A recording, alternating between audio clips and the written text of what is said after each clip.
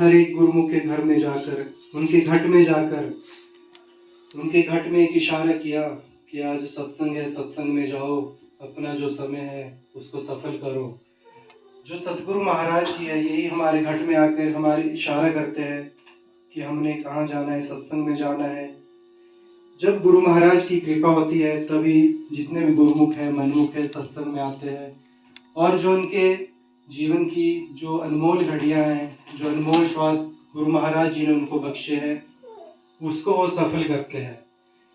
तो गुरु महाराज जी वचन करते हैं कि जब भी हम सत्संग में जाते हैं तो एक एक कदम का हमारे को 100 अश्वमेध यज्ञ का जो फल है वो मिलता है। बड़े बड़े जितने भी राजे महाराजे हुए उनको भी बड़ा मुश्किल होता है अश्वमेध यज्ञ जब वो करते हैं, तो बहुत उसमें धन लग जाता है, बहुत खाद्य सामग्री लगती है, तो उसको करने में बहुत समय लग जाता है, टाइम लगता है उसमें। परंतु गुरु महाराज जी ने हमारे ऊपर ऐसा आशीर्वाद दिया है कि जितने भी भक्तजन जो मेरे गुरुमुख है, मनमुख है, वो सत्संग में आएंगे तो एक एक कदम का उनका हिसाब होएगा, 100 अश्वमेध जो यज्ञ का फल उनको मिलेगा। तो जब भी हम जितनी भी रूहें हैं, जब हम अपने घर सचखंड से इस माया रूपी धरती पे मृत्यु लोक पे आए, तो जब हम माता के गर्भ में थे तो हमने अपने गुरु महाराज जी से वादा किया था। तो हमने क्या वादा किया कि ध्यान का वादा करके सजन तूने ध्यान लगाना छोड़ दिया। शीश तले पग ऊपर थे जब मात के पेट में लेट रहा, तब ईश्वर से इकरार किया तैने भूल के वो सब तोड़ दिया। गुरु महाराज जी फरमाते हैं कि जब तू माता के पेट में था तो जो तेरे पैर थे वो ऊपर की तरफ थे और तेरा सिर वो नीचे की तरफ लटक रहा था। फिर उस वक्त तैने मेरे से इकरार किया था कि हे महाराज जी, इस नरक से मेरे को बाहर निकालो। सतगुरु महाराज फरमाते हैं कि जो भी जीव माता के गर्भ में आता है या किसी भी जीव के गर्भ में आता है तो उसके शरीर में बहुत कष्ट होता है। कष्ट कैसा होता है? कहते हैं कि जब माता के पेट में कोई शिशु होता है तो उसके शरीर में अगर माता कोई खट्टी मीठी चीज खाती है, कोई मिर्च वाली चीज खाती है या कोई गर्म ठंडी चीज खाती है, तो उसका असर उस बच्चे के शरीर पे होता है। तो उससे क्या होती है, जैसे हमारे चोट लग जाती है, जलन होती है, वैसी 1000 गुना जलन हमारे उस शरीर को होती है जो माता के पेट में तैयार हुआ होता है या हो रहा होता है। तो गुरु महाराज जी जब हम पेट के अंदर, अपने माता के पेट के अंदर उल्टे लटके होते हैं, तो हमारे जो लीव होती है, ध्यान होता है, गुरु महाराज जी के चरणों में जुड़ा होता है। तो गुरु महाराज जी है जो वहाँ पे हमारा ख्याल रखते हैं, हमें पोषण देते हैं, जो हमारा शरीर 9 महीने बाद पैदा होना है उसका ख्याल रखते हैं, उस शरीर को जो माता के पेट में है उसको भी पोषण को पहुंचाते हैं। इस संसार में जितने भी जीव हैं, एक बार एक राजा को बड़ा घमंड हो गया, बड़े बड़े उन्होंने भंडारे लगाने कि मेरे से बड़ा दानी तो इस दुनिया में कोई भी नहीं है। तो एक दिन क्या होता है, उनके नगर में एक संत आते हैं, तो राजा के जैसे महल में जाते हैं तो राजन उनको कहते हैं कि संत जी, मैंने तो बड़े बड़े भंडारे कराए, आप भी भंडारा करके जाना। तो संत तो होते हैं, इनको तीनों लोगों को खबर है, आगे तक की इनको खबर होती है।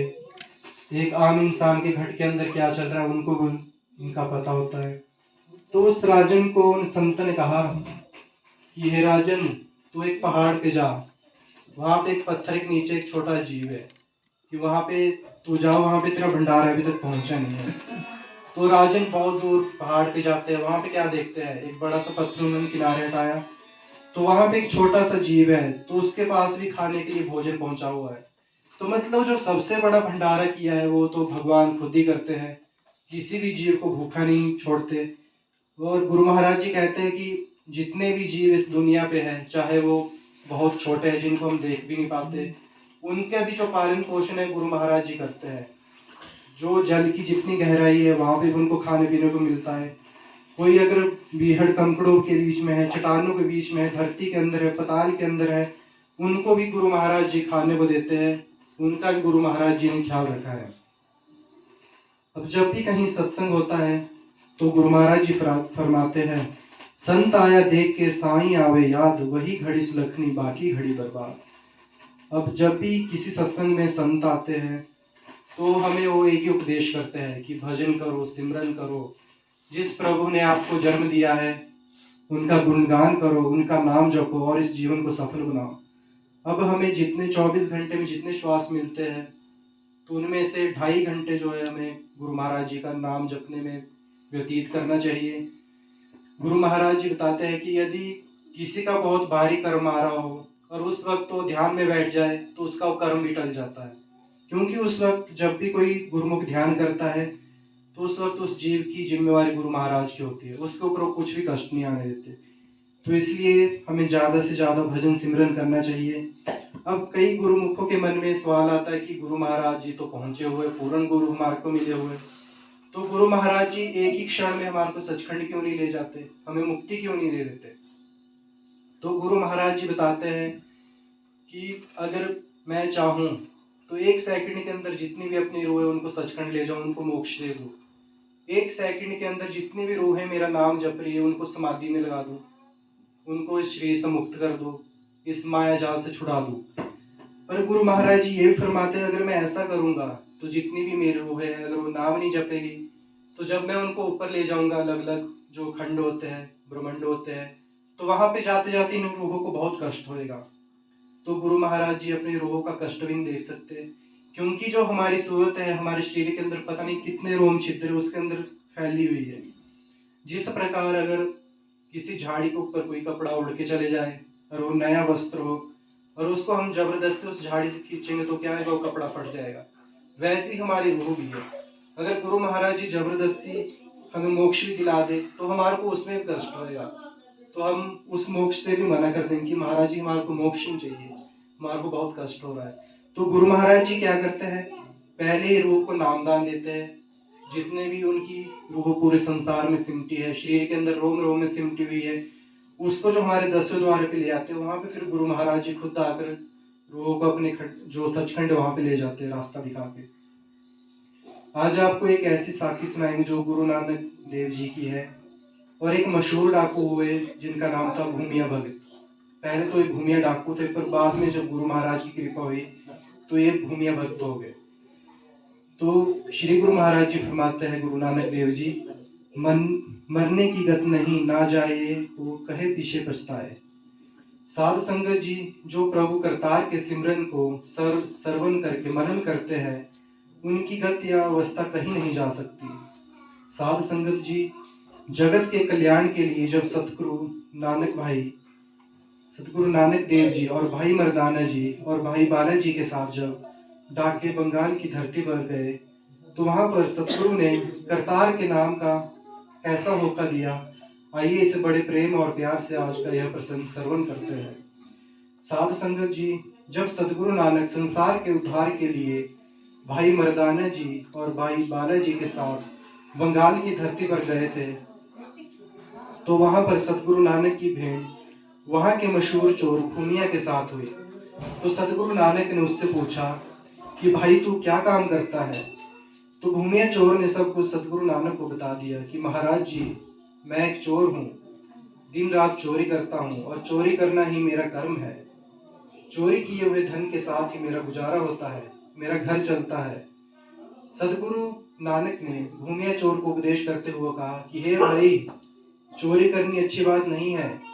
किसी दूसरे का कमाया हुआ धन चोरी करना और उसको अपने उपयोग में लाना बहुत बड़ा पाप है, जिसकी इस लोक में भी और परलोक में भी सजा मिलती है। इसलिए तू हमारा वचन मान, तू चोरी को छोड़कर कोई भी और काम कर ले। तो सतगुरु नानक के मुख से ऐसे वचन सुनकर भूमिया चोर हाथ जोड़कर सतगुरु नानक जी से कहने लगा कि सतगुरु देव जी, आपकी बात तो ठीक है, लेकिन मेरी भी मजबूरी है कि मैं केवल चोरी करना ही जानता हूँ और कोई काम ना तो मैंने आज तक किया है और ना ही मैं कर सकता हूँ। चोरी करने के अलावा मुझे और कुछ भी नहीं आता, और अगर मैंने चोरी करनी छोड़ दी तो मैं अपने परिवार का पालन पोषण नहीं कर पाऊंगा, अपने परिवार सहित भूखा ही मर जाऊंगा। तो इसलिए आप भी मुझे इस काम के लिए बख्शे, और इसके अलावा आप मुझे जो भी उपदेश करेंगे, जो भी आप मुझसे कहेंगे, मैं आपकी सारी बातें मानूंगा। मैं चोरी किए बिना नहीं रह सकता। तो उनके ऐसे वचन सुनकर सतगुरु नानक उनकी मानसिक अवस्था समझ गए और सतगुरु ने कहा, ठीक है, अगर तू चोरी करना नहीं छोड़ सकता तो तुझे हमारे 3 वचन मानने होंगे। तो भूमिया ने सिर झुकाकर कहा कि सतगुरु जी, मैं आपके तीनों वचन को मानने के लिए तैयार हूँ, आप जी हुक्म करो। तो सतगुरु ने कहा कि पहला वचन है कि तुझे हमेशा सच बोलना है, और दूसरा वचन है कि तुझे गरीब मार नहीं करनी है, और तीसरा वचन है कि किसी का नमक खाकर नमक हराम नहीं करना है, नमक हरामी नहीं करनी है। सतगुरु के मुख से तीनों वचन सुनकर भूमिया ने सत्य वचन कहकर तीनों वचनों का पालन करने के लिए कहा, और सतगुरु नानक से तीनों वचनों को निभाने का वादा किया। तो सतगुरु नानक भाई भूमिया को उपदेश देकर वहां से चले गए। वहां पर मौजूद संगत को दर्शन देकर वे आगे चले गए। तो उसके पश्चात भाई भूमिया अपनी रोजाना कर्म के अनुसार चोरी करने के बारे में सोचने लगा कि चोरी तो करनी ही है, परंतु सतगुरु के दिए हुए तीनों वचनों का पालन भी करना है, क्योंकि सतगुरु ने कहा कि गरीब मार नहीं करनी, इसलिए राजों के महल में ही जाकर ही उसके अंदर ही चोरी करनी है, वहां पर ही चोरी करनी बनती है। अगर किसी और के घर चोरी की तो गरीब मारना हो जाए। तो भाई भूमिया चोरी करने के बारे में सोचने लगा कि राजमहल में कैसे जाऊं, वहां तो इतने सैनिक मौजूद रहते हैं, कैसे चोरी की जाए। तो उसने योजना बनाई कि राजाओं जैसे वस्त्रों को धारण किए जाए, जिससे कि मुझे महल के अंदर जाने की आज्ञा मिल जाएगी और कोई मुझे रोक भी नहीं पाएगा। तो अपनी योजना के अनुसार भाई भूमिया राजे के वस्त्र पहनकर आधी रात को महल में चला गया। तो महल के अंदर मौजूद पहरेदारों ने अपनी ड्यूटी को निभाते हुए पूछा कि महाराज जी, आप कौन है और कहाँ से आए हो, आपको किससे मिलना है, कहाँ पर जाना है। तो उस समय भाई भूमिया को एकदम से ख्याल आया कि मैंने अपने गुरु को 3 वचनों का पालन करने का वादा किया है कि सच बोलना है, झूठ नहीं बोलना है। तो उस समय उसने अपने मुस्कुराते हुए चेहरे से कहा कि आपको नहीं दिखता कि मैं चोर हूँ, इस समय मैं और कहाँ जाऊंगा, मैं राजा के महल के अंदर चोरी करने जा रहा हूँ और चोरी की योजना बनाकर ही यहाँ पर आया हूँ। तो पहरेदारों ने ऐसे वचन सुने, वह सोचने लगे कि हो सकता है यह किसी नजदीक प्रदेश का राजा हो और हमारे राजा का मित्र हो, इसलिए यह मजाक कर रहा है, मजाक में ऐसा बोल रहा है। अगर हमने इसको रोक लिया तो कहीं सुबह होते ही इसकी खबर हमारे राजा को न मिल जाए। हमने उनके मित्र को उनके महल में जाने से रोका और उसके पश्चात वो कोई हमें सजा न सुना दे। तो यह सोचकर वो पहरेदार कहने लगे, महाराज हमें क्षमा करना, हमने आपसे प्रश्न किए, लेकिन यह तो हमारा फर्ज था, हम तो अपनी ड्यूटी कर रहे थे, इसलिए आप हमें क्षमा करें और आप महल के अंदर जा सकते हो। तो भाई भूमिया बड़े आराम से महलों के अंदर चला गया। जब महल के अंदर गया तो उसने देखा कि सभी सोए हुए हैं। उसने पूरे महल को जांचा, कीमती सामान, हीरे जवाहरात, धन पदार्थ और गहनों की गठियां बांध ली, और इसी तरह खोजता खोजता महल की छत पर चला गया, और वहां पर एक बर्तन पड़ा हुआ था, और जब उसने उसमें हाथ डाला तो उसने देखा कि कोई पदार्थ मौजूद है। जब उसने उसको हाथ में लिया और देखा और अपने आप से प्रश्न किया कि यह क्या है, तो उसने उसको चख कर देखा। उसने पाया कि यह तो राजा की नमकीन चूर्ण है। उसको ध्यान आया कि मेरे गुरु का वचन है कि किसी का नमक खाकर नमक हराम नहीं करना है, इसलिए अब मुझे यहाँ से चोरी किया हुआ माल यही यहाँ से नहीं ले जाना चाहिए, क्योंकि मेरे गुरु का मुझे यही हुक्म है। तो गुरु का हुक्म मानकर भाई भूमिया ने वहां से कुछ भी नहीं चुराया और खाली हाथ वापस आ गया। दूसरे दिन जब सुबह हुई तो महल में सब इधर उधर राजा ने बिखरा पाया, कीमती सामान की गठियां बंधी हुई पाई, और जांच करने पर पता चला कि चोरी करने की योजना से यहाँ पर कोई आया था। लेकिन हैरानी की बात यह है कि अपने साथ लेकर कुछ भी नहीं गया। ऐसा कौन चोर हो सकता है। तो जब राजा ने रात को पहरा देने वाले पहरेदारों से पूछा तो उन्होंने बताया कि महाराज जी, रात के समय राजाओं के लिबास में, राजाओं की पोशाक में एक व्यक्ति आया था, और हमने उससे पूछा कि आप कहाँ जा रहे हो और आपको किससे मिलना है। तो उसने कहा कि मैं एक चोर हूँ और चोरी करने की योजना से यहाँ आया हूँ। लेकिन हमने उसको आपका मित्र समझा और उसके वचनों का मजाक समझा और उसको अंदर आने की आज्ञा दे दी, और वह कहने लगे, महाराज जी हमसे गलती हो गई, हमें क्षमा करो, हमें बख्शो, यह काम उसी का हो सकता है, उसके अलावा और कोई भी अंदर नहीं आया। तो ये सुनकर राजा ने हुक्म दिया कि चोर को ढूंढा जाए और उसको मेरे सामने पेश किया जाए। तो राजा का हुक्म पाकर सैनिक नगर में चले गए, उसकी तलाश करने लगे। जो भी उनके सामने आता उसकी कूट मार कर देते और उससे चोर के बारे में पूछते। इस तरह पूरे नगर में गरीब मार होने लगी। दूसरी तरफ भाई भूमिया को भी इस बात की खबर हुई और वो सोचने लगे, उसकी गलती के कारण गरीब और निर्दोष लोग मारे जा रहे हैं। और भाई भूमिया को सतगुरु का वचन याद आ गया कि गरीब मार नहीं करनी है। परंतु वह सोचने लगा कि ये सारी गरीब जनता तो मेरी गलती के कारण ही मारी जा रही है। तो अपने आसपास ऐसा होता देख भाई भूमिया राजा के दरबार में चला गया और वहां जाकर भाई भूमिया ने अपना जुर्म कबूल किया और वह महाराज जी के सामने उसने सारी बातें बता दी, अपनी सारी योजना बता दी। और वो महाराज जी से कहने लगा कि महाराज जी, आप इन निर्दोष गरीब जनता को छोड़ दो, आपका दोषी मैं ही हूँ। आपके महल में राजाओं के वेश को धारण कर चोरी करने की योजना मैंने ही बनाई थी। मैंने ही आपकी कीमती सामान की गठिया भी बांध ली थी, लेकिन बाद में मैंने ये सब यहीं पर छोड़ दिया, इसलिए चोर मैं ही हूँ। मेरी गलती की सजा किसी गरीब को ना दो राजा। तो राजा ने पूछा कि अगर तू चोर है और चोरी करने के इरादे से हमारे महल में आया, तो फिर बंधा हुआ सामान लेकर क्यों नहीं गया?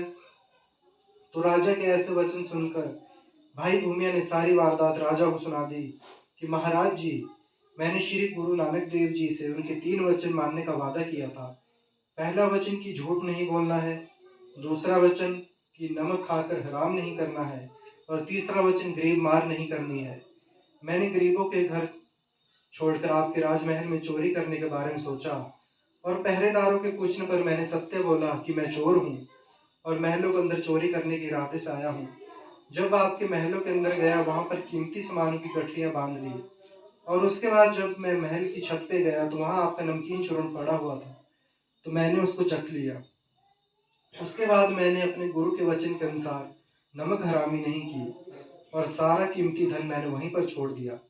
तो ये सुनकर सारी बात समझ गया, और राजा ये भी समझ गया अगर इसको महल की छत पर पड़े नमकीन चूर्ण का पता है, तो यही आदमी रात को महल के अंदर चोरी करने के इरादे से आया था और इसने ही ये वारदात की है। ये सुनकर राजा बहुत प्रभावित हुआ और सोचने लगा, भले ही ये चोर है, लेकिन यह अपने गुरु के वचनों को मानने के कितना पक्का है और कितना वफादार है। तो राजा ने उसकी गलती को माफ कर दिया और उसकी गलती को माफ करके उसको अपना वजीर बना लिया। तो ऐसे उसकी चोरी करने की आदत भी छूट गई। उसके पश्चात वह हर रोज गुरु के नाम को सिमरता और दिए गए शब्दों को उच्चारण करता। तो उसकी ऐसी संगत के कारण राजा भी सतगुरु नानक का श्रद्धालु बन गए। उन्होंने धर्मशाला बनवाई, वो भी सतगुरु नानक के नाम सिमरन को सिमरने लगा कि मुझे भी सतगुरु नानक के दर्शन और उनका उपदेश हासिल हो। तो एक दिन उसकी इच्छा भी पूरी हो गई। एक दिन सतगुरु नानक ने उनको दर्शन देकर उनको ब्रह्म ज्ञान बख्श दिया। तो साध संगत जी, ये साखी हमें सिखाती है कि सतगुरु नानक के वचनों को मानने से, अपने सतगुरु महाराज के वचनों को मानने से, गुरुदेव के वचनों को मानने से जब भूमिया की चोरी करने की आदत छूट गई और राज्य का वजीर बनकर संसार के सुखों की प्राप्ति के साथ साथ गुरु नानक देव जी की खुशियों का पात्र बनकर सचखंड का अधिकारी भी वह बन गया। साध संगत जी, इस प्रकार गुरु अर्जन देव जी ने भी अपने पिता श्री गुरु रामदास जी का वचन मानकर बिछोड़े की पीड़ा तो सहन की, लेकिन वचन नहीं तोड़ा, जिसके फलस्वरूप सतगुरु गुरु गद्दी के मालिक बने। यह सब वचन मानने की ही बरकत है। साध संगत जी, आज की जो प्रसंग है ये यहीं पे समाप्त होता है। तो गुरु महाराज की